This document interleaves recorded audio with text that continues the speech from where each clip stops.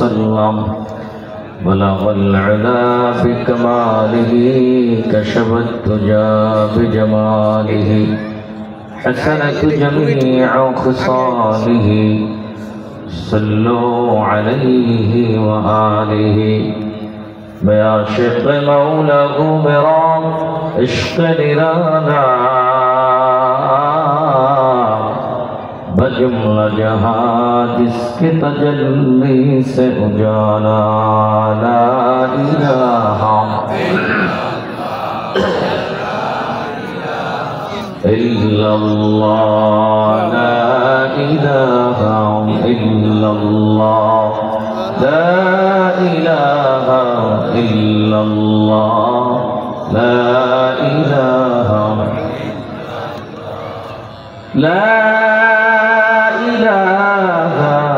इल्लल्लाह मुहम्मदुर रसूलुल्लाह सल्लल्लाहु अलैहि वसल्लम। ए दुनिया बिछे गुले भाई शुधु आशार खेला घर चोख बुझिले देखबि रे मन কে আপনার কে বাপন কোথা থেকে আগমন কোথা যেতে হবে রে কে আনিল কি কারণে জানা নাই যে ভবেতে নদী পথে নৌকা চালাও ও মাঝি ভাই বেলা ডোবার আগে আমি পার উঠতে চাই ডুবে গেলে বেলা যে আর উঠে না ভেঙে গেলে মেলা যে আর জমে না। আলহামদুলিল্লাহ আল্লাহ রাব্বুল আলামিনের শাহ দরবারে অসংখ্য কোটি শুকর ও সুজুদ জ্ঞাপন করছি যে মহান মনিক আমাদের এই জান্নাতের বাগানে আসার বসার কিছু বলার এবং শোনার তৌফিক দান করছেন। অন্তরের অন্তরস্থল থেকে শুকরিয়া জ্ঞাপন করি আলহামদুলিল্লাহ। ২৪ নং ওয়ার্ড কাজীবাড়ি জামে মসজিদ ও স্থানীয় যুব সমাজের উদ্যোগে একদিন ব্যাপী আজ মাহফিলের সম্মানিত প্রধান অতিথি আমার শ্রেতাজ আমার উস্তাদ আলহাজ হযরত মৌলানা মুফতি গাজী মোহাম্মদ শহীদুল ইসলাম সাহেব দামাত বরকাতুহু, অধ্যক্ষ জালুঘাটি এনএস কামিল মাদ্রাসা। হুজুর ইতিমধ্যে আমাদের মাঝে উপস্থিত হয়েছেন বলে আলহামদুলিল্লাহ। হাজার হাজার ছাত্রের উস্তাদ, হাজার হাজার আলেমের উস্তাদ, হাজার হাজার আলেম তারা তৈরি করে এমন একজন লোক আপনাদের সামনে আসছে। আপনি সুর পাবেন না কিন্তু তার দোয়া তো পাবেন ইনশাআল্লাহ। এত আলেম যারা তৈরি করে এদের কাছ থেকে আমরা দোয়া নেব ইনশাআল্লাহ। হুজুরে ইনশাআল্লাহ আমাদের জন্য খাস করে দোয়া করবেন।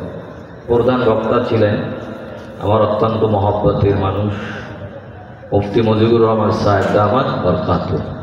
তিনি এখন বয়ান করতেন, ওনার আর একটা প্রোগ্রাম থাকার কারণে আমার আগে উনি সময় নিয়েছেন। আল্লাহ তাআলা তার ইলম আমলে বারাকা নসিব করেন বলে আমিন। সংগ্রাম থেকে অনেক উলামায়ে কেরাম মূল্যবান নসিহত করেছেন। আল্লাহ তাআলা আমাদের সকলের খিদমতকে কবুল আর মঞ্জুর করেন বলে আমিন। খাস করে যাদের কৃতজ্ঞতা স্বীকার করতে হয়, কাজীবাড়ির যারা আছেন, যাদের উদ্যোগে, যাদের চেষ্টা, মেহনতে, পরিশ্রমে যেই জায়গাটা 2 দিন আগেও ছিল বসার কোনো পরিবেশ ছিল না, যারা এই কষ্ট মেহনতে কোরআন শোনার জন্য, বলার জন্য একটা পরিবেশ তৈরি করে দিয়েছেন, আল্লাহ তাআলা তাদেরকে জান্নাতের ভিতরে সুন্দর পরিবেশ তৈরি করে দেন বলে আমিন। যারা এখানে এসেছি আল্লাহ তাআলা সকলকে আল্লাহর খাস গোলাম হিসাবে কবুল আর মঞ্জুর করে বলে আমিন। কথা বেশি লম্বা নয়, আর সুরসার যদি আসে দেব, না হয় দেব না। আল্লাহ তাআলা সূরা ইয়াসিনের ভিতরে বলেন, ইল্লা রাহমাতাম মিন্না ওয়া মাতাআন ইলা হিন।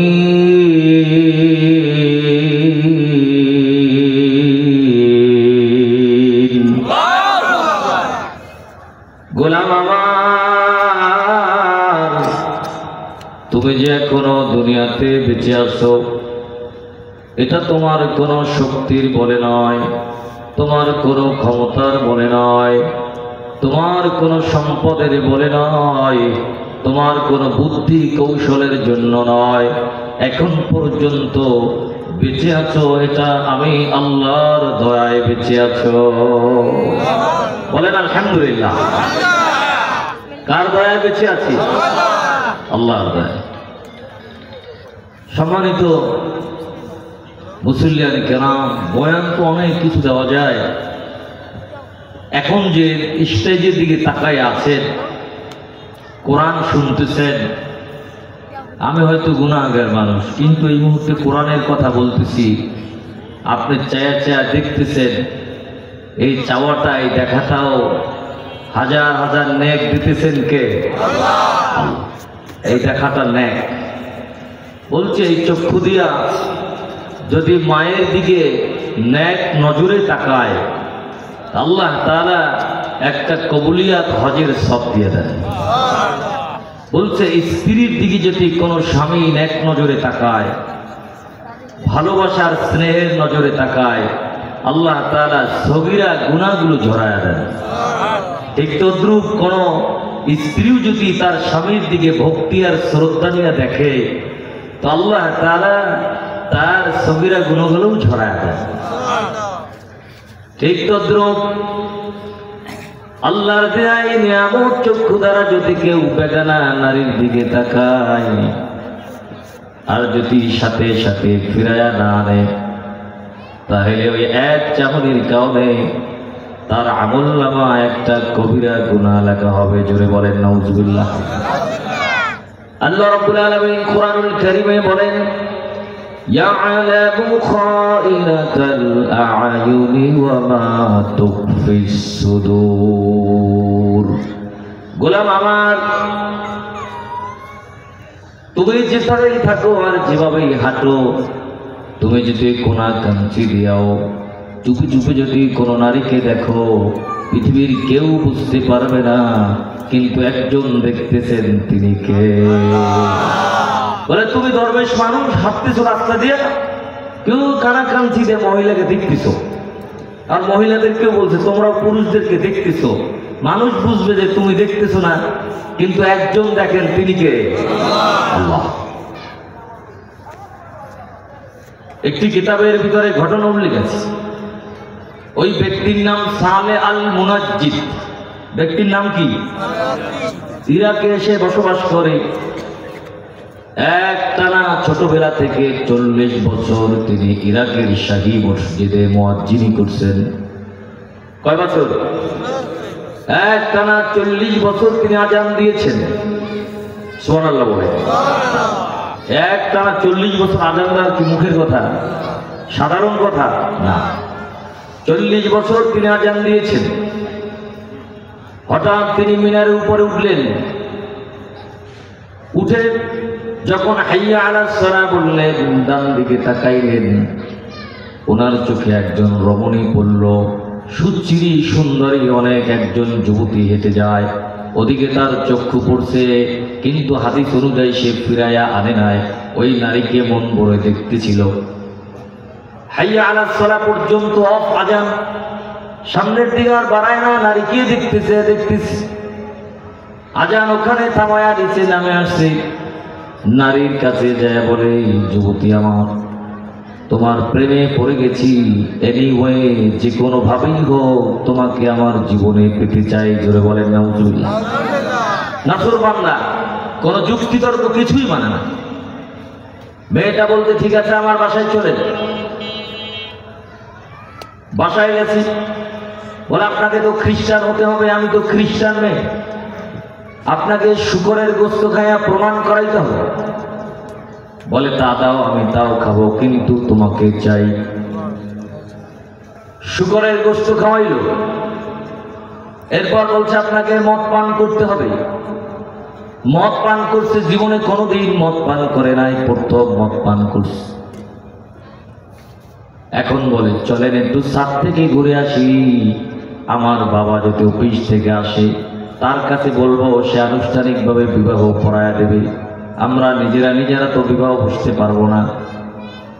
যখনই ছাদে উঠতে শুরু করছে, জীবনের প্রথম মদ খেয়েছে, তো একটু বেশি হয়ে গেছে, মাতাল হইয়া সিঁড়ি থেকে পড়ে সেখানেই মৃত্যুবরণ করছে।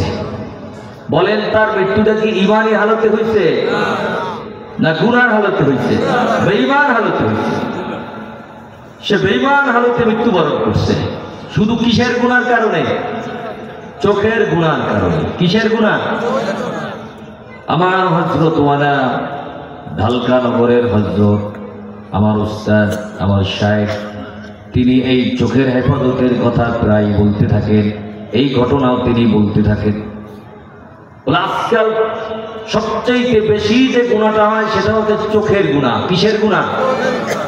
আল্লাহ রাসূল বলছেন, যে চোখকে কন্ট্রোল করতে পারবে না সে নামাজে মজা পাবে না, কোরআন তিলাওয়াতে মজা পাবে না, কোনো আমলে সে মজা পাবে না।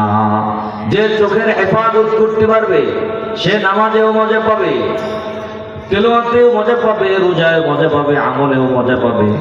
সম্মানিত মুসল্লিয়ানে কেরাম, আজকে এই ছোট মাহফিল থেকে আমরা আদা করতে পারি না। যতদিন বেঁচে থাকবো ইনশাআল্লাহ চক্ষুকে হেফাজত করব। পারো ইনশাআল্লাহ? আল্লাহ তৌফিক দান করেন, বলি আমিন। রব্বে কারীম আমাদের এই মজলিসকে কবুল আর মঞ্জুর করেন, বলি আমিন। সামনে রমজান আসতেছে, ঠিক কিনা বলে? রমজান আসতেছে। রমজান বিষয়ে কিছু কথা বলা দরকার। রমজানের কিছু প্রস্তুতি আছে, এই সম্পর্কে আপনাদেরকে আমি কিছু মেসেজ দিতে চাই। শুনবেন না ইনশাআল্লাহ? যারা বসে আছে ম্যাক্সিমাম আমার মহব্বতের মানুষ, খালি জিজ্ঞেস করে আপনি কোন সময় বয়ান দেবেন, তারা চলে আসছে। বলেন আলহামদুলিল্লাহ।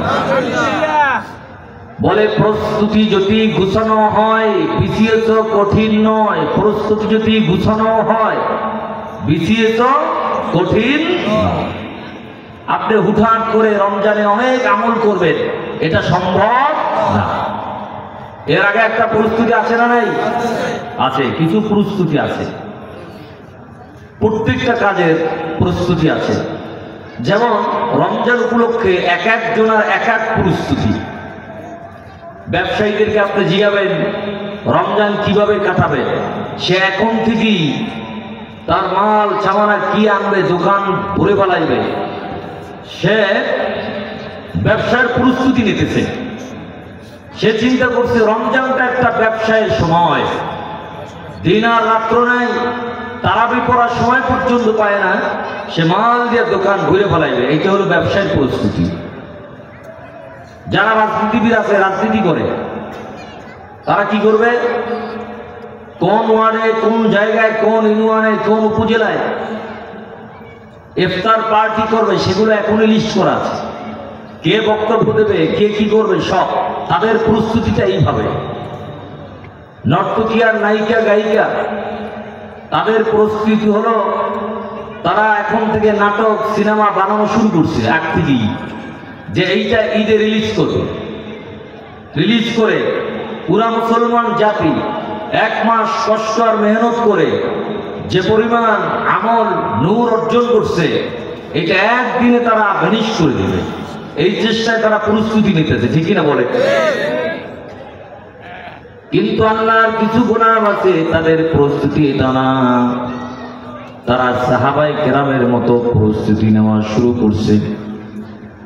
এক নাম্বার প্রস্তুতি মুমিনের জন্য, রমজান আসার আগেই বেশি বেশি তওবা করা।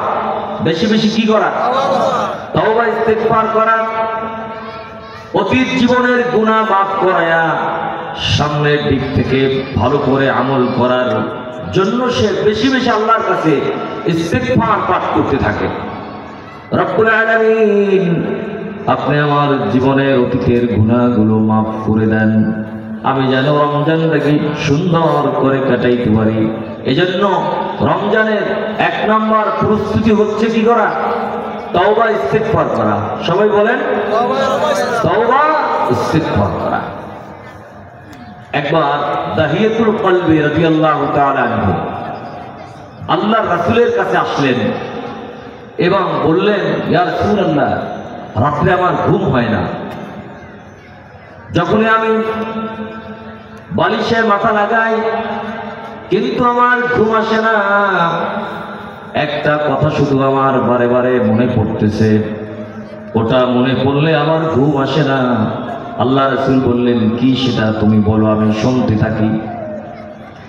দাহিয়াতুল কলবি এবার বলা শুরু করছে, ইয়া রাসূলুল্লাহ, ইয়া হাবিবাল্লাহ,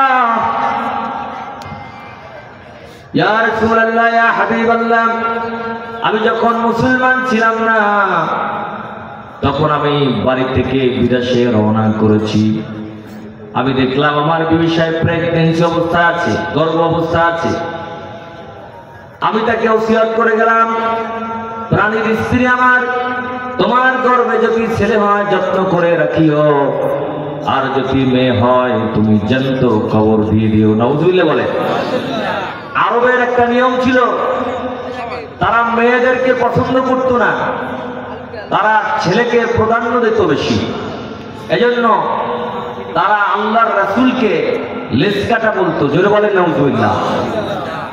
ইন্না আ'তাইনাকাল কাউসার ফাসাল্লি লিরাব্বিকা ওয়ানহার ইন্না শানিআকা হুয়াল আবতার। আছে না নাই? আছে। হুয়াল আবতার। প্রিয় হাবিব আমার, যারা আপনাকে আবতার বলছে, লেজ কাটা বলছে, নির্বংশ বলছে, ছেলে নাই বলে, ছেলে তো ছোটবেলায় মারা গেছে, আপনি নির্বংশ না, আপনি লেজ কাটা না, যারা বলছে তাদের জীবনের বংশের কোনো পরিচয় থাকবে না। আবু জেহেলের কোনো বংশ আছে? আবু লাহাবের আছে? দাহিয়াতুল কলবি এই ওসিয়ত করে যে মেয়ে হইলে জ্যান্ত কবর দেবা, আর ছেলে হলে তাকে আদর যত্ন করে রাখবা। আমি বিদেশে চললাম। দীর্ঘ বছর পরে তিনি যখন বাড়ির দিকে ফিরলেন, দরজা দিয়ে যখনই ঢুকতেছেন তখনই দেখলেন দৌড়ে একটা ছোট মেয়ে, সুন্দরী মেয়ে এসে আব্বা আব্বা বলে জড়ায় ধরছে। তিনি সারা দেয় কিন্তু মেয়ে আব্বা বলে জড়ায় ধরে। নিরুপায় হয়ে মেয়েটাকে কোলে নিয়ে ঘরে গেছে। স্ত্রীকে জিজ্ঞেস করে, এই মেয়েটা কার? স্ত্রী নম্র সুরে বলতেছে, প্রাণের স্বামী গো আমার, এই মেয়েটা আপনার মেয়ে জামিলা, যাকে আপনি গর্ভে রেখে গেছেন। রাগ হয়ে গেছে, তোমাকে না বলছি মেয়ে হলে তুমি জ্যান্ত কবর দিবা? এবার স্ত্রী বলতেছে, স্বামী আমার, মেয়ে 10 দিন পেটে ধরলাম, আমি কি করে তাকে জ্যান্ত কবর দেব? এত সুন্দর চেহারা, আমি মা হয়ে তাকে জ্যান্ত কবর দিতে পারি? তার নামও রাখছে জামিলা। জামিলা মানে সুন্দরী। এরপরে 2-1 দিন পরে দাহিয়াতুল কলবি বলল, মেয়েটাকে সাজায় দাও, আমি দাওয়াতে যাব। মেয়েটাকে সুন্দর করে সাজায় দিছে, কোলে নিয়ে যাইতেছে। মরুভূমির ভিতরে গিয়ে সেখানে একটা গর্ত খুঁড়তেছে। ছোট মেয়েটা কথা বলতে পারে, আব্বু আব্বু ডাকতে পারে। দাহিয়াতুল কলবির এই দাড়ি ছিল, কাফের অবস্থায় তার দাড়ি ছিল। এই যে গর্ত করতেছে, গর্তের বালুগুলো এখানে কিছু উড়ে উড়ে এই দাড়িতে লাগতেছে। ছোট বাচ্চা মেয়েটা আব্বু আব্বু বলতেছে আর দাড়ি ঝেড়ে দিতেছে। বলতেছে, আব্বু এখানে কি করবেন? বলে, কিছুক্ষণ পরে দেখতে পারবা কি করব। যখন গর্ত করা শেষ, মেয়েটাকে ডাকতেছে, দিয়ে আসো দেখো কি ভিতরে। যখনই নিচের দিক তাকাইছে, মেয়েটাকে ধাক্কা মেরে গর্তের ভিতরে ফালায় দিস। নাউজুবিল্লাহ। মেয়েটা চিৎকার করে কাঁদে, বাবা আমার।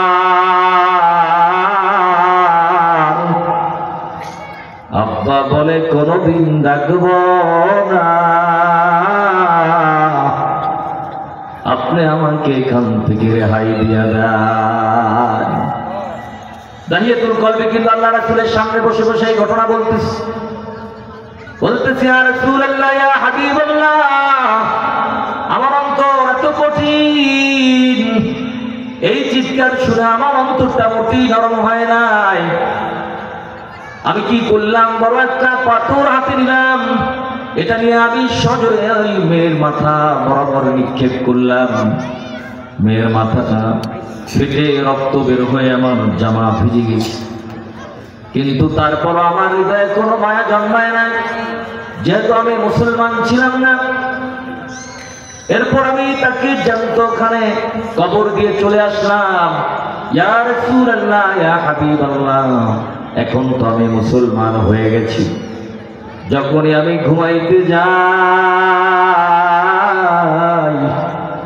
ওই মেয়ের ওই চিত্রটা আমার চোখের সামনে ভেসে ওঠে, আমি আর রাত্রে ঘুমাইতে পারি না। ইয়া রাসূলুল্লাহ, আমার মনে হয় আমার জীবনের সব গুনাহ আল্লাহ মাফ করে দিবেন, কিন্তু আমি যে আমার এই সন্তানকে এর উপরে এত বড় জুলুম করেছি, এই গুনাহ হয়তো আর কোনোদিন আল্লাহ তাআলা আমাকে মাফ করবেন না। এজন্য আমি এই চিন্তায় প্রেশারিতে আর ওই মেয়ের চিত্র, এই দুইটা মিলে আমার রাত্রে কোনো ঘুম নাই। সারা রাত্র আমি কান্দি, কি উপায় হবে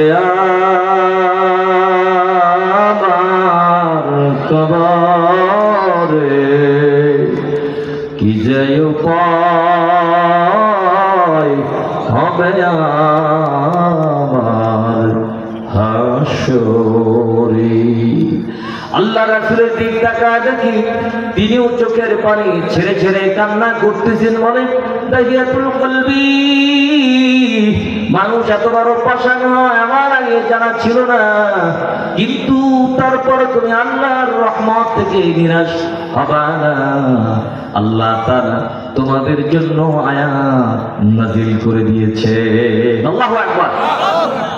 আল্লাহ সূরা জুমার 53 নং আয়াতে আল্লাহ তাআলা আয়াত নাযিল করেছেন, কুল ইয়া ইবাদিয়াল্লাযীনা আসরাফু আলা আনফুসিহিম লা তাকনাতু মির রাহমাতিল্লাহ ইন্নাল্লাহা ইয়াগফিরুয-যুনুবা জামিআ ইন্নাহু হুয়াল গফুরুর রহিম।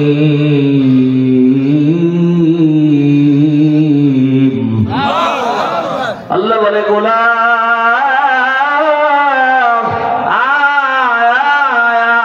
আয়, জীবনে যত গুনাহ করছো আজকে কাজীবাড়ির মাহফিলে আইসা চোখের পানি ফলায়া অন্তর থেকে আমি আল্লাহকে আল্লাহ বলে ডাক দাও, আর খালেদ গেলে তওবা করো। আমি আল্লাহকে আল্লাহ বলে ডাক দিতে দেরি, আমি আল্লাহ রাব্বুল আলামিন তোমার জীবনের গুনাহ মাফ করতে দেরি হবে না। বেশক মাওলা গুমেরা ইশকে নিরালা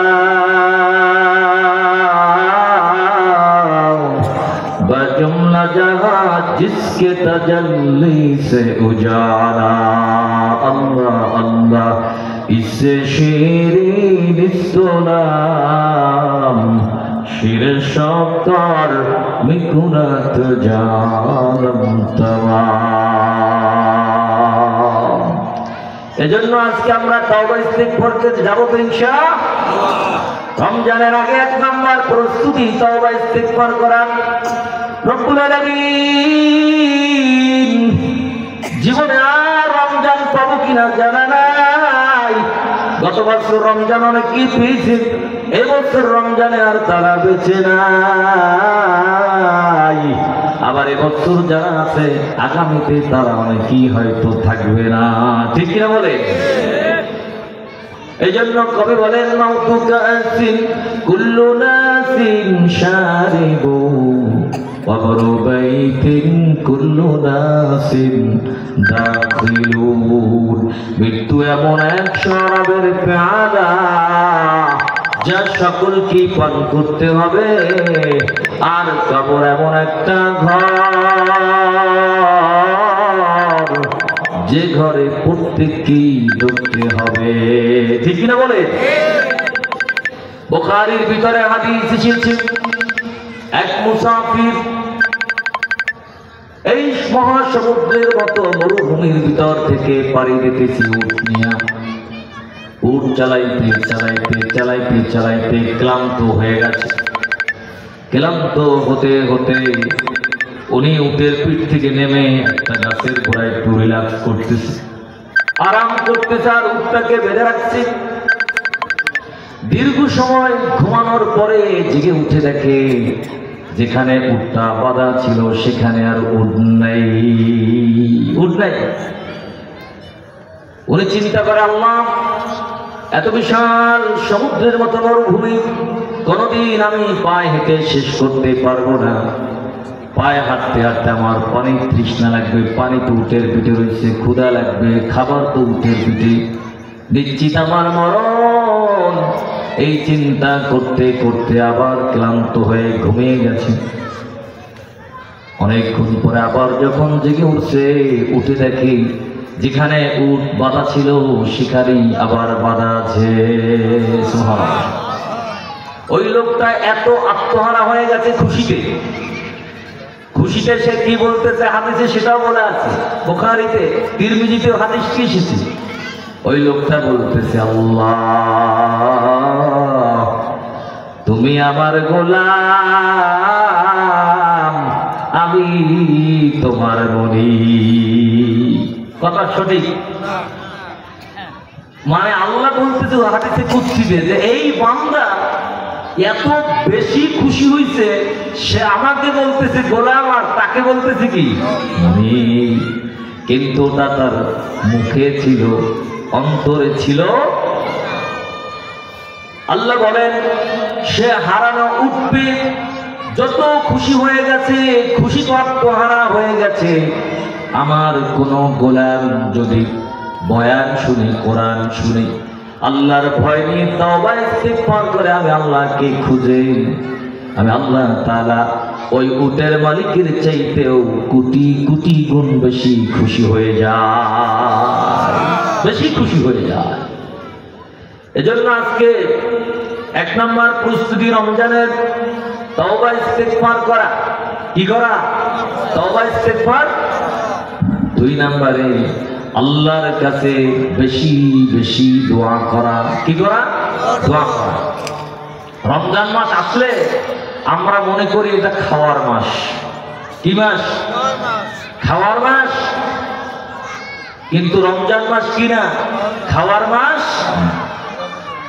রমজানে বাহির রাষ্ট্র থেকে এত পরিমাণ খানা দানা ইনপুট করে, খাবার, চাল, ডাল, গুড়, ছোলা, খেজুর, এত পরিমাণ ইনপুট করে, এরপরও খাবার সরবরাহ করে কুল পাইতেছে না। কি পরিমাণ যে খায়, সারাদিন রোজা রাখা সন্ধ্যার পরে কি খাবার থেকে খায় তারাবি বসতে না, খাইতে খাইতে গলা করতে লড়তেই পারে না, যেন একটা বালিশ দেওয়া হইতে। এরপরে তারাবিতেও যায় না, জামাতেও যাইতে পারে না। কি খাবার আর খায়? রমজান কি খাওয়ার মাস? না, রমজান একেবারে সিম্পল খাবার মাস। কম খাবেন, কোন আয়োজনের দরকার নাই, এটা খাবার মাস না। 11 মাস আপনার শরীরকে খাওয়াইছেন, আর এই একটা মাস আপনি রুহকে খাওয়াবেন, আপনার অন্তরকে খাবার দেবেন। 11 মাস আপনার বডিকে খাওয়াইছেন, আর একটা মাস কাকে দিতে হবে? রুহকে, রুহ, অন্তরকে। অন্তরের খাবার, রুহের খাবার হচ্ছে নামাজ, রুহের খাবার হচ্ছে রোজা, রুহের খাবার হচ্ছে তেলাওয়াত, রুহের খাবার হচ্ছে জিকির, রুহের খাবার হচ্ছে আদব কায়দা, সালাম কালাম, এগুলো। তাহলে রমজান কি খাওয়ার মাস? না, রমজান খাবার মাস নয়।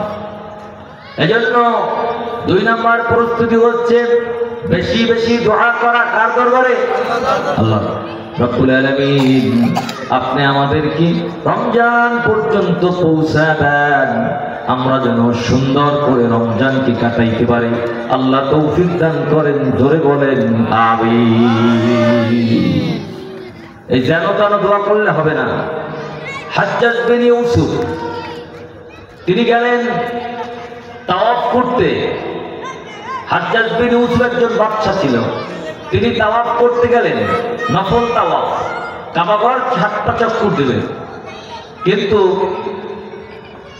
সব লোক তাকে দেখে সরে গেছে, যেহেতু প্রধানমন্ত্রী আসছে সবাই সরে গেছে। একটা লোক দাঁড়াই আছে, সে সরে নাই। ওই লোকটা দাঁড়ায় ছিল কাবাঘর এবং মাকাম ইব্রাহিমের মাঝখানে একটা জায়গা আছে, মুলতাজাম নাম, ওইখানে দাঁড়ায় আছে। ওইখানে যদি কেউ দোয়া করে ওই দোয়া আল্লাহ কোনোদিন ফিরায় দেয় না। ওইখানে দাঁড়ায় দোয়া করতেছে।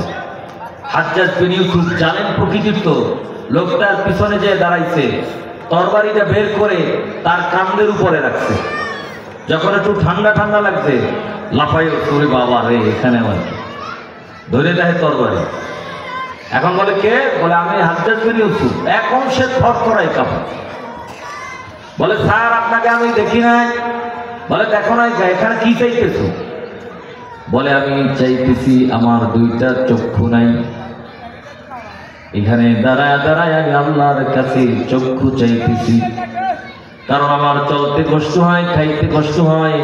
আমি আল্লাহকে বলতেছি আল্লাহ আমার চক্ষু 2টা ফেরা দেন, আমি যেন সুন্দরভাবে জীবন যাপন করতে পারি। বলে দীর্ঘ সময় তো দোয়া করছো, দোয়া কবুল হয় নাই কেন? তোর দোয়া সঠিকভাবে করা হয় নাই, চাওয়ার মতো চাওয়া হয় নাই, এই জন্য আল্লাহ দেয় নাই। আমি 7টা চক্কর দিয়ে আসবো, যদি তুই আল্লাহর কাছ থেকে এই সময়ের মধ্যে চক্ষু চায়া না আনতে পারো, তোমার গর্দান আমি ফেলায় দেব। এবার অন্ধ ব্যক্তি সব আবেগ অনুভূতি দিয়া আল্লাহর কাছে দোয়া শুরু করছে। আল্লাহ তুমি যদি চোখ ফিরায় না দাও, হাজ্জাজ বিন ইউসুফ আমাকে জিন্দা রাখবে না। কান্না করতে করতে সব ভাষায় হাজ্জাজ বিন ইউসুফ চক্কর দিয়ে আসছে। তো আসছে বলে তুমি চোখ ফিরে পাইছো? বলে হ্যাঁ পাইছি। বলে এই কত? কয় এই কত? কয় চাই। কয় যা বেঁচে গেলি। এই জন্য দোয়ার মতো দোয়া করতে হবে। কিসের মতো? ওই ব্যক্তির মতো করলে হবে না। আল্লাহ আমার 2 লাখ টাকা লাগবে, আপনার রাস্তায় 1 লাখ দিয়ে দেব, আর 1 লাখ আমার কাজে লাগাবো। দীর্ঘ সময় চাইতেছে। আল্লাহ দেন দেন, আপনার রাস্তায় যে দান করবো বিশ্বাস না হলে 1 লাখ রাখিয়ে দেন, আর 1 লাখ আমাকে দিয়ে দেন। এইভাবে হাবিজাবি দোয়া করলে হবে? হবে না। একনিষ্ঠভাবে আল্লাহ দেবী এই বিশ্বাস থেকে দোয়া করতে হবে। আল্লাহ তৌফিক দান করেন বলে আমি।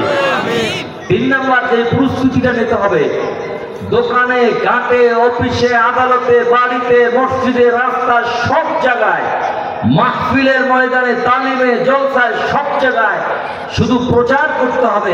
আর মাত্র কয়দিন? কয়দিন? আর মাত্র কয়দিন? 15 দিন। আর মাত্র কয়দিন? 15 দিন। নির্বাচন যখন আসে মানুষের ভিতরে কি আমেজ কাজ করে? আর মাত্র 10 দিন, আর মাত্র 8 দিন, আর মাত্র এই কয়দিন। তো মুমিনের মুখে মুখে থাকবে রমজানের কথা, আর মাত্র 15 দিন। আগামীকালকে বলবে আর মাত্র 14 দিন, আর মাত্র 13 দিন, এভাবে বলতেই থাকবে। ছেলে থাকে ইটালি থেকে আসবে 2 মাস আগেই বলছে আপনার আমি 2 মাস পরে আসতেছি। বাড়ি ঘর সাজাইয়া সুজাইয়া ল্যাট্রিন বাথরুম সব রেডি করে রাখতেছে। রাস্তাঘাটে দোকানে সেখানে যারে পাইলেই বলে যে আমার ছেলে ইটালি থেকে আসবে, ঠিক কিনা বলে? সে আনন্দে উদ্দোলিত হয়। তো মুমিন রমজান আসবে জন্য তার মনটা আলোকিত হবে, আনন্দিত হবে। আর যারা মুনাফিক তারা রমজান আসতেছে এ বলে সে কষ্ট পাবে, ঠিক কিনা বলে? আর মুমিন আনন্দিত হবে যে আমি আল্লাহ তাআলাকে বেশি বেশি ডাকবো, একটা নফল আদায় করবো, একটা ফরজের সওয়াব আল্লাহ দিয়ে দেবেন। সুবহানাল্লাহ। 1 খতম কোরআন শরীফ যদি কেউ পড়ে তাহলে আল্লাহ তাআলা 70 খতম কোরআনের সওয়াব তার আমলনামায় দিয়ে দেবেন। সুবহানাল্লাহ বলে। এজন্য আমরা এই রমজানের প্রস্তুতি নিতে পারবো না ইনশাআল্লাহ। মানসিক একটা প্রতিজ্ঞা নেওয়া যে আল্লাহ আমি মানসিকভাবে দৃঢ় প্রতিজ্ঞা করতেছি আগামী রমজান হয়তো পাবো কি পাবো না, এই রমজানের ক্ষেত্রে আমি নিয়াত করলাম আল্লাহ আপনি রমজানের ভিতরে যত মানুষকে মাফ করে দিবেন আল্লাহ আমি এমন ভাবে আপনার কাছে দোয়া করব, এমন ইবাদত করব আমিও যেন ওই ক্ষমাকারীদের দলের সাথে শামিল হতে পারি। এইভাবে একটা প্রতিজ্ঞা নেওয়া যায় না ইনশাআল্লাহ? আল্লাহ তৌফিক দান করেন বলি আমি। এবারে মানসিক প্রতিজ্ঞা নেওয়া যে ইনশাআল্লাহ আর ব্যবসা বাণিজ্যকে একটু গুছায় আনা, দরকার পড়ে রমজান মাস পুরো 1 মাস দোকান বন্ধ থাকবে, রিজিকের মালিক কে? জোরে বলেন। ওয়ামা মিন দাব্বাতিন ফিল আরদি ইল্লা আলাল্লাহি রিজকুহা। আল্লাহ রাব্বুল আলামিন বলেন আসমান আর জমিনের ভিতরে যত প্রাণীকুল আছে সব কিছুর রিজিকের দায়িত্ব কার? আল্লাহ। সৃষ্টির 50,000 বছর আগে রিজিকের বন্টন করে রেখেছেন কে? আপনি সেটা অবশ্যই পাবেন, কিন্তু আপনি রোজা ছেড়ে দেয়া, তারাবি বিরত দিয়া, তরক করে এগুলোর দরকার। আল্লাহ রাব্বুল আলামিন আমাদেরকে কবুল আর মঞ্জুর করেন বলে আমিন। সময় শেষ হয়ে আসতেছে, হুজুরে আসবেন ইনশাআল্লাহ। এর আগে আরো কিছু কথা আছে, এটা হলো এই কিছু গুনাহ আছে যেগুলোর শাস্তি দুনিয়াতেও আল্লাহ দেবেন, আখিরাতেও দেবেন। 1 নম্বর, যারা মা বাবার সাথে বেয়াদবি করে তাদের শাস্তি দুনিয়াতেও আল্লাহ দেবেন, আখিরাতেও দেবেন। দুনিয়াতেও দেবেন, আখিরাতেও দেবেন। হাদিসে আছে, আমি এত রেফারেন্স চাইলে আমার সংক্ষেপ সময় আমি পারবো না, যে মা বাবাকে কষ্ট দিলে তার জন্য দুনিয়াতেও শাস্তি, আখিরাতেও। আল্লাহ বলেন وَقَضَى رَبُّكَ أَلَّا تَعْبُدُوا إِلَّا إِيَّاهُ وَبِالْوَالِدَيْنِ إِحْسَانًا। ওজনের গোলাম, আমি আল্লাহর ইবাদত ছাড়া কারো ইবাদত করতে পারবা না। আমি আল্লাহর ইবাদতের পরে সবচাইতে যাদেরকে বেশি ইহসান করবা, সম্মান করবা, তারা হচ্ছে তোমার মা এবং তোমার বাবা। সুবহানাল্লাহ। বলতে হুজুর মা বাবার সাথে বেয়াদবি করলে কি শাস্তি দেবে? বলে তোমার দুনিয়ার জীবনে এমন কোন কঠিন রোগ হবে যেটার কোনো ওষুধ তুমি খুঁজে পাবা না, তোমার এমন কোন সমস্যা হয় যেটার সমাধান তুমি খুঁজে পাবা না, অথবা তোমার যে ছেলে আছে তোমার বিরোধিতা করবে, তোমার যে মেয়ে আছে মেয়ে দ্বারা তুমি কষ্ট পাবা, অথবা স্ত্রী দ্বারা কষ্ট পাবা, অথবা সম্পদ দ্বারা তুমি কষ্ট পাবা। যে কোনো ভাবে তুমি কষ্ট পাবাই দুনিয়ার জীবনে, আর এই কষ্ট তোমাকে আল্লাহ দেবেনই দেবে যারা মা বাবার সাথে বেয়াদবি করে। আর পরকালীন শাস্তি তো তার আছেই আছে। সংক্ষেপে বললাম। 2 নম্বর, যাদের শাস্তি আল্লাহ তাআলা দুনিয়াতেও দেবেন, আখিরাতেও দেবেন, তারা হচ্ছে জালেম। তারা কারা? জালেম। যারা মানুষকে কষ্ট দেয়, যারা ক্ষমতার বলে মানুষকে কষ্ট দেয়, টাকার বলে মানুষকে তুচ্ছ তাচ্ছিল্য করে, মানুষের উপরে জুলুম করে, বিভিন্ন ভাবে জুলুম করে, আছে না নাই? তার সম্মান নষ্ট করে তার উপরে জুলুম করে, তার অধিকার ফিরায় দেয় না, সেক্ষেত্রে সে জুলুম করে, বাড়ি থেকে তাকে রাস্তা দেয় না, বের হইতে দেয় না, ক্ষমতার বলে এটা তার উপরে জুলুম করে। জুলুমের বিভিন্ন কারণ আছে না নাই? বলে যারা জুলুম করবে এই জুলুমের ফসল সেই দুনিয়াতেও পাবে শাস্তি, আর আখিরাতেও। নমরুদ পাইছে না পায় না? নমরুদ ছিল জালেম। দুনিয়াতে আল্লাহ তাআলা তাকে জুতার বাড়ি দিতে দিতে দুনিয়া থেকে বিদায় করতে, বলেন নাউজুবিল্লাহ। 400 বছর সে রাজত্ব করছে, এমন অহংকারী হয়ে গেছে আল্লাহর সাথে যুদ্ধ করবে এই কথা বলে বলাইছে, নাউজুবিল্লাহ। আল্লাহ তাআলা একজাক মশা পাঠাইছে, মাছি পাঠাইছে, তো মাছি এসে এক একটা উপরে বসে, এক একটা গায়ে হয়ে গেছে, মারা গেছে। ল্যাংড়া একটা মশা এসে নমরুদের নাকের ভিতর থেকে ঢুকে আর মস্তকের উপরে যায় বসে রয়েছে, কামড়াইতেছে, টাক দিতেছে, ভালো লাগতেছে। কতগুনা টাকা একজন লোক রাখছে টাকানোর জন্য, ওই লোকটা টাকাইতেছে, আর একটু থাকলে থাকতেছে, আবার কামড়ায়, আবার টাকায়, জোরে দে জোরে দে জোরে দে। একদিন এইভাবে শুয়ে আছে, কামড়াইতেছে, আর পাশে ওই খাদের বসে আছে, জোরে দে বলতে বলতে শুধু কয় জোরে, শুধু জোরে জোরে।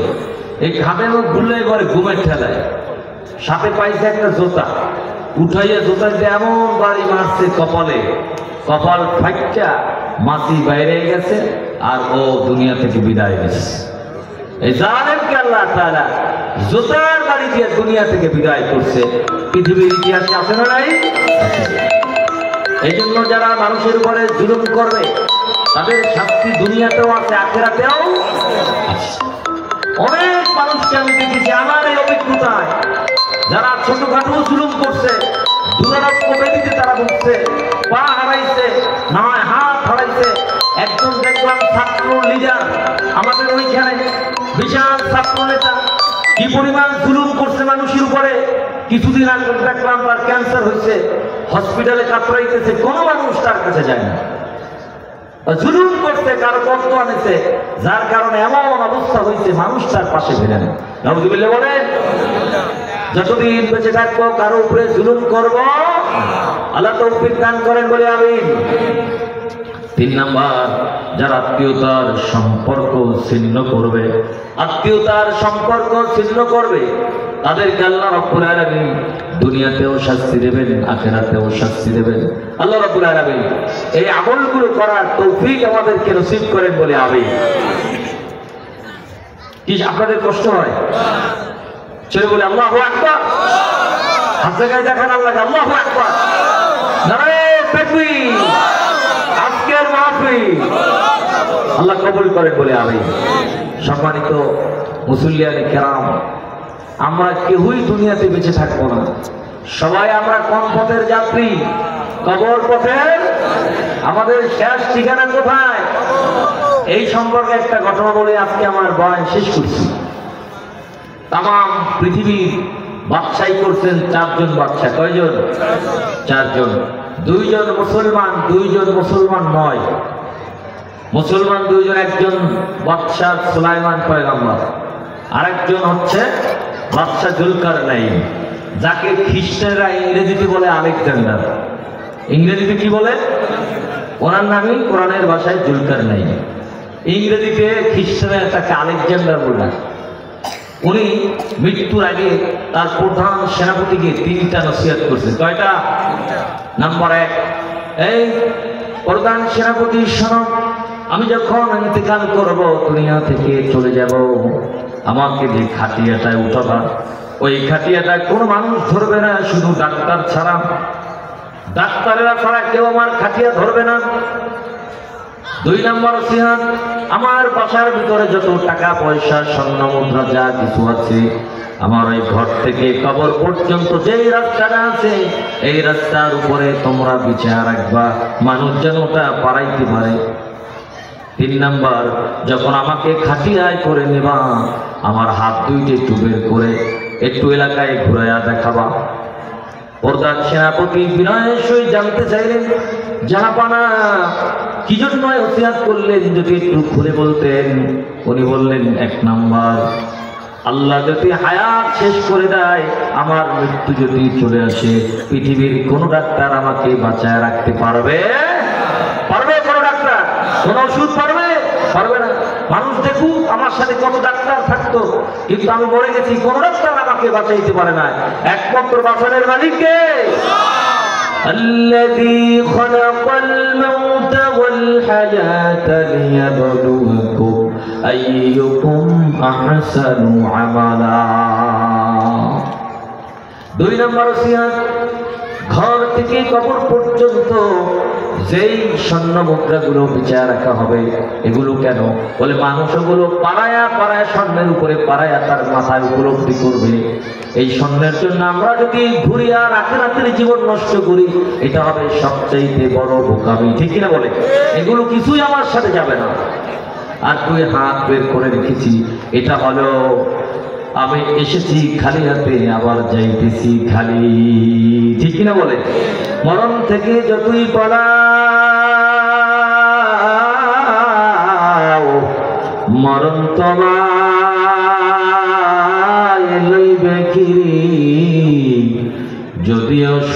আকাশ পানে পরাও সেটাই লাগিয়ে শিরি। মাদেরকে বলবো, মা নতুন বউ হয়া লাল শাড়ি পরিয়া স্বামীর বাড়ি এসেছেন, কত মেয়ে লোক আপনাকে আপ্যায়ন করাইছে। আবার এমন একটা দিন আসবে মা আমার সাদা পাঁচটুকরা কাপড় পরিয়া না ফেরার দেশে যাইতে হবে। ঠিক কিনা বলে? সম্মানিত মুসলিম কেরাম, আপনাদের কাছে আমার একটা আবদার, রক্ষা করবেন ইনশাআল্লাহ? সবাই বলে আল্লাহু আকবার। মসজিদ কার ঘর? জোরে বলেন। আল্লাহর হাবিব বলেন, মান বানা লিল্লাহি মাসজিদান বানাল্লাহু লাহু বাইতান ফিল জান্নাহ। যে ব্যক্তি দুনিয়াতে একটা মসজিদ তৈরি করবে, আল্লাহ রাব্বুল আলামিন জান্নাতের ভিতরে তার জন্য একটা ঘর তৈরি করে দিবে। সাহাবী একজন দাঁড়ায় বলে, ইয়া রাসূলুল্লাহ, ইয়া হাবিবাল্লাহ, আমরা তো সবাই উসমান গনির মতো নয়, আমরা তো কেউ আছি দিন আনি দিনকে, আমি তো একটা মসজিদ বানাইতে পারবো না, তাহলে আমি কি সব নেব? আল্লাহ রাসূল বললেন, তুমি যদি একখানা ইটও মসজিদের জন্য দিতে পারো, এতটুকু তৌফিক যদি তোমার থাকে, আল্লাহ তাআলা সেম কোয়ালিটির একটা ঘর জান্নাতের ভিতরে তোমার জন্য বানায় দেবে। সবার মুসল্লিয়ান কেরাম, এই মসজিদটাতে দেখেন, একটু তাকায় দেখেন সবাই, এই আল্লাহর ঘর একটু দেখেন।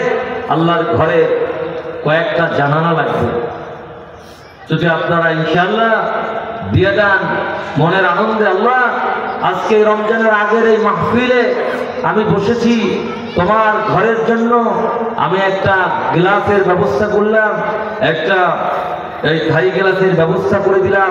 রব্বুল আলামিন তুমি আমাকে রোগ থেকে শিফা দিও, রব্বুল আলামিন তুমি আমার সন্তানগুলোকে নেককার বানায় দিও, তুমি আমার স্ত্রীকে সুস্থ করিও, আমাদের ধন সম্পদের ভিতরে তুমি বারাকা নসিব করে দিও।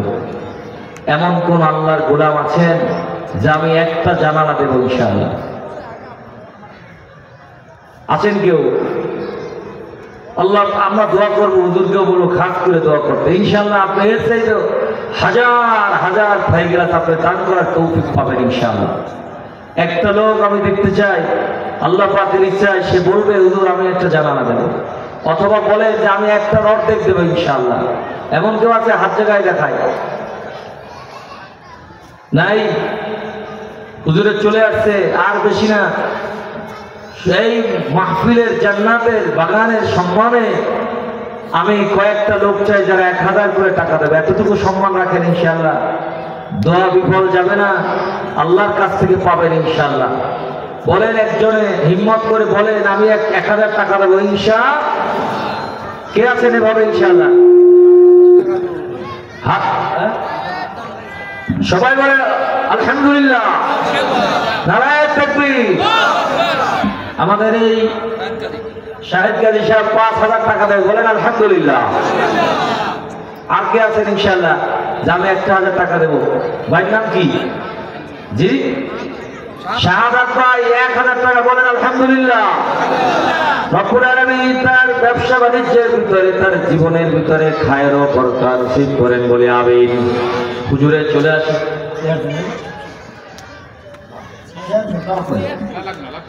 হুজুরে চলে এসেছে আলহামদুলিল্লাহ। বলছে হাজার হাজার আলেমের উস্তাদ, হাজার হাজার আলেমের কারিগর দোয়া করবে মন খুলে, আল্লাহ তাআলা শাহাদাত ভাইকে, শাহেদ আলী কানি সাহেবকে ভরপুর কামিয়াব দান করেন বলে আমিন।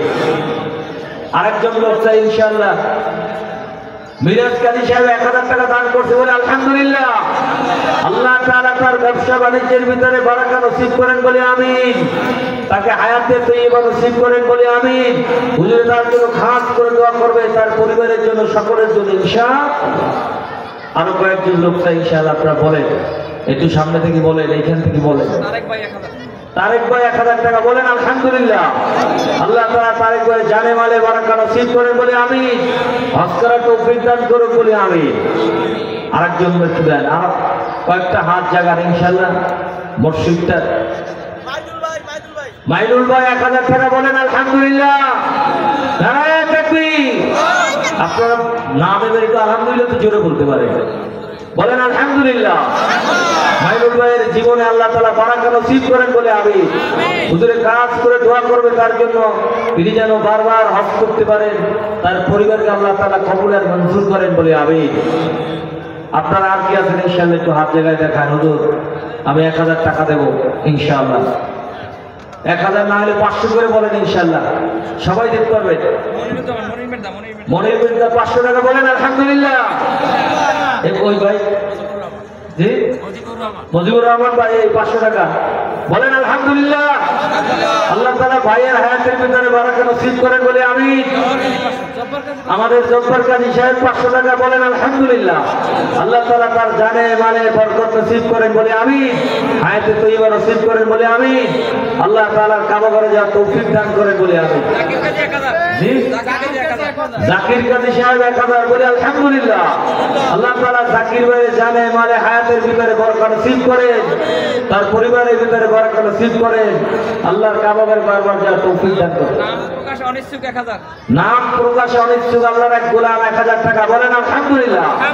আল্লাহ আপনি তাকে গায়বী ভাবে কোটি কোটি টাকার মালিক বানায় দেন বলে আমি। এইভাবে যে আল্লাহর রাস্তায় সে দান করতে পারে বলেন আলহামদুলিল্লাহ, তার জানে মালে বরকত নসিব করে। আমাদের রুই ভাই মজিবুরের পিছনে মনির ভাই, ওই যে মনির ভাই 500 টাকা বলেন আলহামদুলিল্লাহ। আল্লাহ তাআলা মনির ভাইয়ের জীবনে বারাকা নসিব করেন বলে আমিন। আর কে আছেন ভাই বলেন, সবাই বলতে পারে। মঈন কাজী সাহেব 500 টাকা বলেন আলহামদুলিল্লাহ। 1000 মঈন কাজী সাহেব 1000 বলেন আলহামদুলিল্লাহ। আল্লাহ জান্নাতের ভিতরে তার জন্য একটা মহল তৈরি করে দিয়ে বলে আমিন। কাবা ঘরে যাওয়ার তৌফিক নসিব করেন আমিন। শামীম আকন সাহেব 500 টাকা বলেন আলহামদুলিল্লাহ। আল্লাহ তাআলা ভাইয়ের জানে মালে হায়াতের ভিতরে বারাকা নসিব করেন বলে আমিন। আল্লাহ তাআলা তাকে হায়াতে তৈয়বা নসিব করেন বলে আমিন। আর আছেন কে? হাবিব শিকদার সাহেব 500 টাকা জোরে বলেন আলহামদুলিল্লাহ। আলহামদুলিল্লাহ বল দাবাইতেছে নাকি জোরে বলেন আলহামদুলিল্লাহ। আল্লাহ তাআলা হাবিব ভাইয়ের জীবনে বারাকা নসিব করেন বলে আমিন। কাবা ঘরে যাওয়ার তৌফিক নসিব করেন বলে আমিন। হুজুরের মন খুলে সবার জন্য দোয়া করবে আলহামদুলিল্লাহ। আমরা সবাই বলি ইনশাআল্লাহ। আর কি আছে বলেন একটু হিম্মত করে। আল্লাহ তাআলা এই আজকের এই বারাকা মজলিস থেকে আল্লাহ তাআলা কবুল করবেন। কোটি টাকার মালিক আল্লাহ তাআলা আপনাকে বানায় দিতে পারে। আপনার এক সন্তানকে এমন দিনদার নেককার ধনী বানায় দেবে, জীবনে আপনার কোনো কষ্ট হবে না ইনশাআল্লাহ। আর কি আছেন 500 টাকা দেন ইনশাআল্লাহ। শেষ করছি, 2-4 মিনিটের মধ্যে শেষ করছি, বলেন ইনশাআল্লাহ। আর কেউ আছে? আমাদের সভাপতি সাহেব ইসুফ আলী কাজী সাহেব আমাদের আজকের মাহফিলের সম্মানিত সভাপতি, আল্লাহ তাআলা তাকে হায়াতে তৈয়বা নসিব করেন বলে আমিন। ছোট বলেন আমিন। তিনি একটু অসুস্থ ছিলেন, আল্লাহ তাআলা যেন পরিপূর্ণ সুস্থতা নসিব করেন।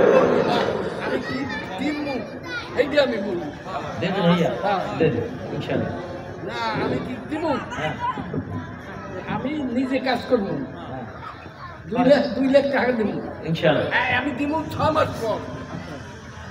তিনি মসজিদের জন্য 2 লাখ টাকা দেবেন বলেন আলহামদুলিল্লাহ। 6 মাস সময় নিয়েছেন, এর মধ্যে তিনি 2 লাখ টাকা দেবেন বলেন আলহামদুলিল্লাহ। আল্লাহ তাআলা তার এই দানের গুণে তাকে পরিপূর্ণ সুস্থতা নসিব করে, আমাদের মাঝে দীর্ঘ হায়াত পায়, দীর্ঘদিন মুরব্বী হিসাবে বেঁচে থাকতে পারে। আল্লাহ সেই তৌফিক নসিব করেন বলে আমি। একটু আম কালেকশন করতেন সবাই, মাহরুম মহিলা 100 টাকা 50 টাকা সবাই দিয়ে একটু শরীর করে সবাই একটু হয় ভাই আল্লাহর রাস্তে হুজুর আপনাদের সকলের জন্য দোয়া করবে। 10 টাকা 20 টাকা 50 100 টাকা দিয়ে হলে শরীর হয় আলহামদুলিল্লাহ।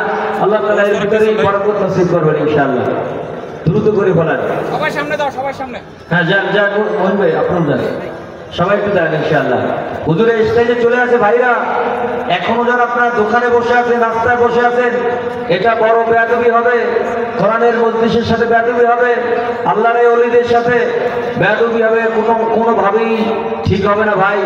আজকে হুজুরের সম্মানে, এই কোরআনের সম্মানে আপনারা সকলেই দোকানপাট বন্ধ করে চলে আসেন। হুজুর দীর্ঘ সময় নসিহত দেয় না, অল্প সময় নসিহত দিয়ে তিনি দোয়া করবেন আমাদের জন্য। আমাদের আব্দুল ওয়াহিদ কাজী সাহেব 5000 টাকা বলেন আলহামদুলিল্লাহ। নাম প্রকাশ হচ্ছে 500 এক মা নাম প্রকাশ করতে অনিচ্ছুক, তিনি 500 টাকা দিয়েছেন বলে আলহামদুলিল্লাহ। আব্দুল ওয়াহিদ কাজী সাহেবের জীবনে বারাকা নসিব করেন বলে আমিন। আল্লাহ তাআলা তাকে সুস্থতা নসিব করেন বলে আমিন। বারবার কাবা করে যাওয়ার তৌফিক নসিব করেন বলে আমিন। আমাদের সোহাগ সরদার ভাই 1000 টাকা দিয়েছে নগদ বলে আলহামদুলিল্লাহ। আল্লাহ তাআলা সোহাগ ভাইয়ের জীবনে বারাকা নসিব করেন বলে আমিন। আল্লাহ তাআলা তার ঘরে যাওয়ার তৌফিক দান করেন বলে আমিন। যে মা 500 টাকা দিয়েছেন নাম প্রকাশক অনিচ্ছুক, আল্লাহ তাআলা তাকে হজ করার তৌফিক দান করেন, তার জীবনে বারাকা নসিব করেন। মা বোনেরা যারা আছেন পর্দায় 100 টাকা 500 টাকা 1000 টাকা আপনারা ইনশাআল্লাহ পাঠাবেন মসজিদের জন্য। আল্লাহ তাআলা আমাদের দানকে কবুল আর মঞ্জুর করেন বলে আমিন। আর কেউ আছে ইনশাআল্লাহ? রবিউল গাজী 500, রবিউল গাজী 500 বলবো, আপনারা সবাই জোরে আলহামদুলিল্লাহ বললেন। আমাদের আমি যে মসজিদ আছি পল্লীপুর জামে মসজিদ, এখানে যে সাবেক ইমাম সাহেব জনাব হযরত মাওলানা শফিকুল ইসলাম সাহেব দামাত বারকাতুহু, তিনি মসজিদে উপস্থিত আছেন। তিনি এই মসজিদের জন্য 2000 টাকা দেবেন বলে আলহামদুলিল্লাহ। হুজুরের মাদ্রাসা আছে, আল্লাহ তাআলা মাদ্রাসাতে কবুল করেন, হায়াতের ভিতরে বারাকা নসিব করেন। রবিউল কাজী সাহেব 500 টাকা বলেন আলহামদুলিল্লাহ। আল্লাহ তাআলা রবিউল কাজী সাহেবের জানে মানে বরকত নসিব করেন, কোটি টাকার মালিক বানায় দেন, তার ঘর বারবার জিয়ারত করার তৌফিক নসিব করেন। যারা আছেন যুবক ভাইরা আপনারা সকলেই চলে আসেন ভাই, আপনারা মাঠের ভিতরে বসে যান, কেউ আর থাকবেন না। হুজুর কিছু সময় নসিহত করে ইনশাআল্লাহ দোয়া মোনাজাত করবে, এরপর আমাদের তাবারকের ব্যবস্থা আছে ইনশাআল্লাহ। আপনাদেরকে মেহমানদারি করানো হবে, প্যান্ডেলের বাইরে আমরা মেহমানদারি ব্যবস্থা রাখি না, ভিতরে যারা আছে তাদের জন্য ইনশাআল্লাহ। আর আমাদের মামুন ভাই এই কষ্ট করছে, আমাদের মাইক সার্ভিস যদি সুন্দর সাউন্ড সিস্টেম বলেন আলহামদুলিল্লাহ, তার জন্য দোয়া করেন, খুব আর মহব্বত করে ওনাকে। উনি সাউন্ড সিস্টেম সব খুব পারদর্শী। মামুন মাইক সার্ভিস, আল্লাহ তাআলা তার খেদমতকে কবুল করেন বলে আমিন। তিনি যেন কিছু সাহায্য সহযোগী মসজিদের জন্য করে দেয় ইনশাআল্লাহ। দান গবেষণা রোড মামুন মাইক সার্ভিস ইনশাআল্লাহ। যারা এখনো আসেন না তাড়াতাড়ি জলদি চলে আসে ইনশাআল্লাহ। আমরা মাহফিলের প্যান্ডেলে হুজুর একটু আসেন, আমাকে ওই বরকত দিয়ে দেন, আপনি একটু স্টেজে আসেন। এখন এই নাসির গাজী 1000, নাসির কাজী সাহেব 1000 টাকা ধরে বলে মারহাবা বলেন আলহামদুলিল্লাহ। আল্লাহ তাআলা নাসির ভাইকে কবুল আর মঞ্জুর করেন বলে আমিন। তার হায়াতের ভিতরে বারাকা নসিব করেন বলে আমিন। আল্লাহ তাআলা তার ঘরকে বারবার জিয়ারত করার তৌফিক নসিব করেন বলে আমিন। আর অনেক ভাই আছে দেওয়ার মতো, তাদের তৌফিক আছে ইনশাআল্লাহ দিয়া দেন, আল্লাহ তাআলা কবুল করুন। জি ইনশাআল্লাহ বলে দেব।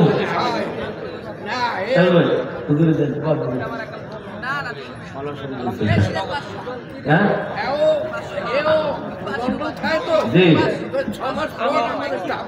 আমাদের আজকে সভাপতি সাহেব বলছে যে 2 লক্ষ দিবি, আরো একজনের কাছ থেকে তিনি নাতি আরো তিনি 1.5 লাখ টাকার ব্যবস্থা করে দেবেন বলেন আলহামদুলিল্লাহ। আল্লাহ তাআলা তাদের দানকে কবুল আর মঞ্জুর করেন বলে আমিন। জলি সাহেব লন্ডন থাকে, উনি এই মসজিদের জন্য 1.5 লাখ টাকা দেবেন। আল্লাহ তাআলা সহিহ সালামতে প্রবাসে থাকার ব্যবস্থা করে দেন বলে আমিন। তার সমস্ত পরিবারকে কবুল আর মঞ্জুর করেন বলে আমিন।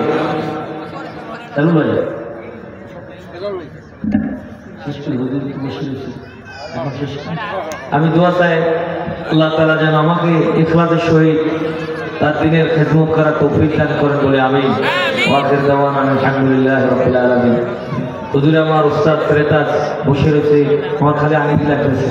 আল্লাহ তাআলা আমাদের সবাইকে কবুল করে রাখবেন। আলহামদুলিল্লাহ।